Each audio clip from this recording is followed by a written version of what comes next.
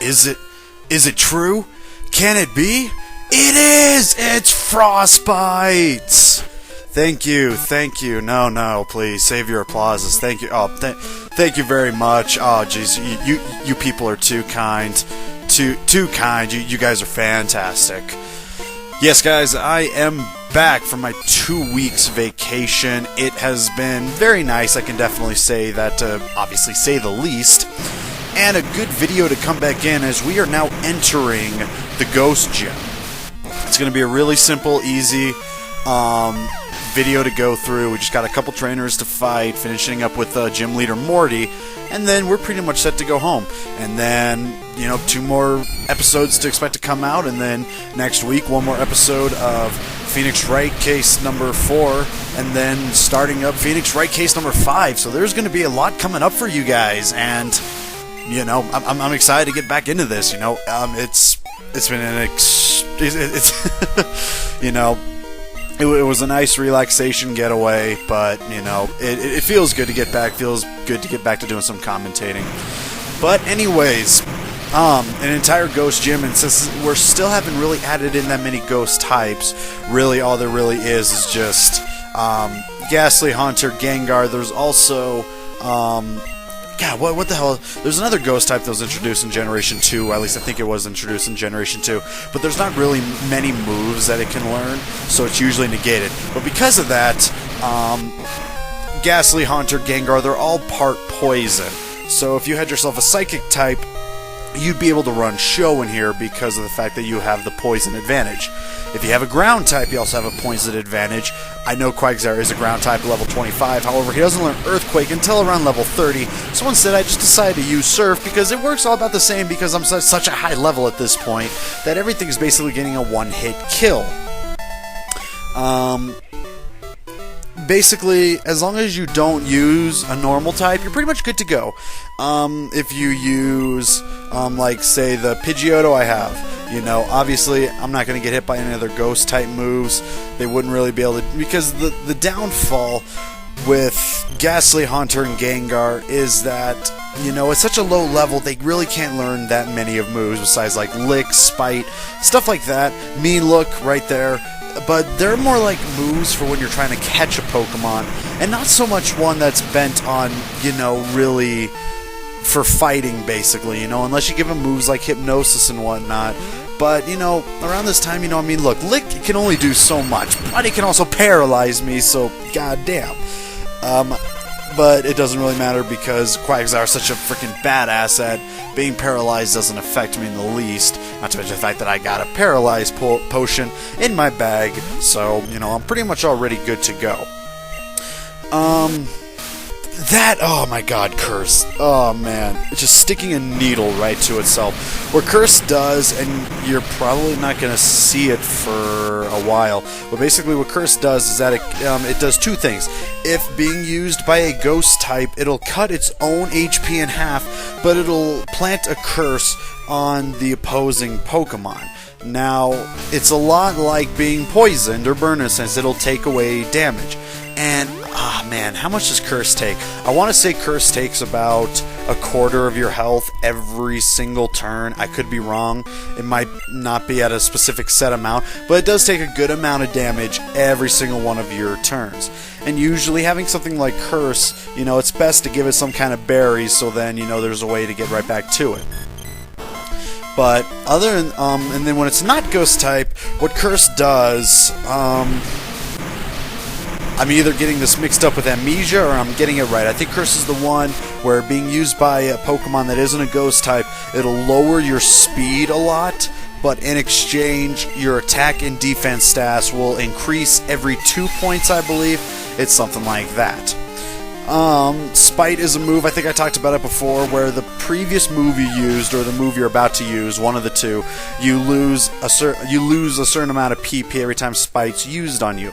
And then the move Nightshade that was just recently used on me is a move that does damage equal to the user's number. So in that case, Haunter was level 22, so it did a total amount of 22 damage on me. Now there's another move, and I can't think of it for the life of me at the moment, that also is a move that does the exact level amount of damage, but again, for the life of me, I can't remember what it is. It's a pretty good move to have if you're kind of a high level, just as long as you're not going against another Pokemon type that's a pretty high level, because being able to do a set amount of HP really isn't the best unless you're in a disadvantage.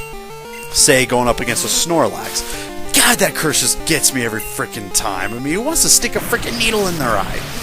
But anyways, like if you're going against a Snorlax, you know, obviously you're not going to do too much damage against it because of the fact that it has such a insane amount of HP and defense, special defense, and all of that. So if you use a move like Nightshade, or the other one that I just cannot think of for the life of me, then it can help, you know, slowly take away more HP than you're probably doing with your regular moveset.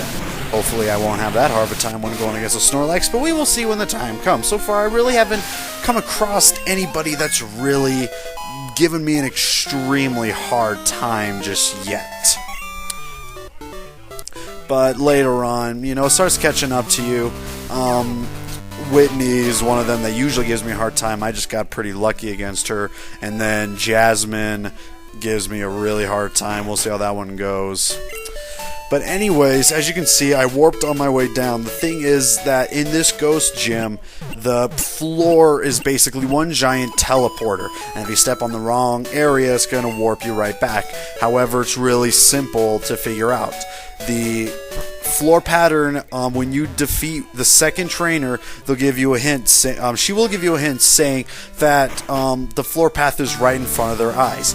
In essence, what you're seeing right now is, you know, if you're right onto where their eyes are, go straight across, you won't touch it, and then right where they're looking, one square before it is where you can go right up. That's the whole entire path for you. I just walked it out completely right there for you, so, you know, obviously you shouldn't have that hard of a time figuring it out. But now, here we go. It is time for the gym leader, Morty, who's never really given me the hardest time because I usually have a psychic type, but since this time I don't have a psychic type, things might be getting a little bit interesting. And first out, he's going to be sending out himself a Ghastly, level 21, Lick, Spite, Curse, and Mean Look.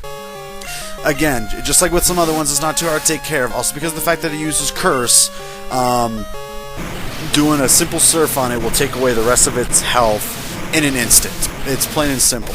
I still do not know fully if Curse is ever fully used.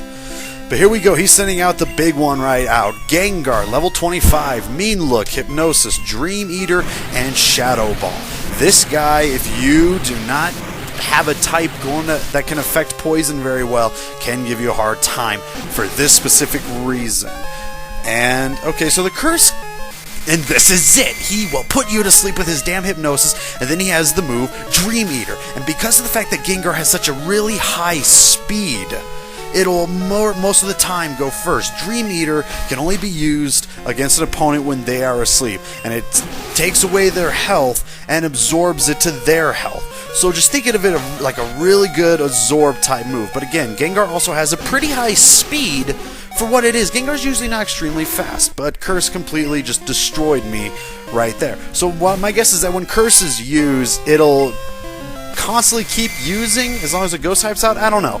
But then here we go again, falling right back asleep. I really think the Quagsire was the very first time any one of my Pokemon's ever fallen asleep. And of course, I've got me one awakening that I use because I don't know if there's a berry that awakens you. It's hard to tell. But it's not going to be that big of a help because it puts me to sleep again! The freaking Gengar! Jesus! This guy is...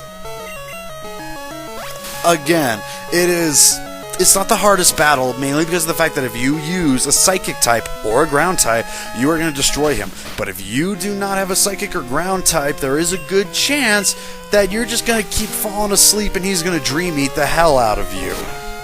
And to be honest, this is, oh my god, you know, am I finally gonna lose? Is it all gonna come back to me? You know, what's gonna happen? So here we go, throw out Quilava and see what he can do. Does not work on Quilava. Let's keep this going, alright? Use a quick little rollout. It doesn't really do too much, but of course, Hypnosis doesn't work again, so just keep using that rollout and just keep hoping that you're not going to miss. It does very little, but it'll pick up. Decides to use Mean Look. It's just, all Mean Look does is make it so that you can't switch out. Who cares? Because I'm using rollout, and it is starting to build up now, and Quilava, the champion of my entire party, refuses to fall asleep and takes care of that Gengar asshole once and for all. That's right, people. You are not going to see me lose this one, although I did think I was going to. Alright, here comes out one of his two hunters, and it is level 21 one. Level 21 hunter. Hypnose, Curse, Mimic, and Nightshade. But again, because of rollout, every time it hits, it builds up its power and has a 90% chance of missing, so chances are you're going to just keep on hitting it. Last hunter, level 23, Mean Look, Spite, Mimic, and Nightshade. And after 5 uses of rollout, it will stop, so I figured let's just use Ember to try and finish it up. All it's going to use is Spite because it doesn't have Curse, and all it has really is Nightshade. So yes, Quilava saves the day. Keeps me from... I'm still undefeated. Still, I've lost 2 Pokemon, which I think those are the only 2 I've ever lost so far, but you know what, it doesn't matter because I am still undefeated thanks to Quilava. He just refuses to fall asleep, and it's kind of funny because it gives me a flashback of my friend Code Black 1222 James, back when he played, this was many years ago. His Quilava would not fall asleep to Gengar either. So that's another reason why you want Quilava, because Quilava just refuses to fall asleep when Hypnosis tries to work on it. And, Quilava's just... He's a go-getter. But anyways, he's giving us, basically giving us TM, I think it was 30, I think is what it said, which is Shadow Ball. It's a Ghost-type moves. I think it's a special attack, does around 80 damage or so. But that's all we have for this part. It's good to be back, and I will see you guys later in part 16.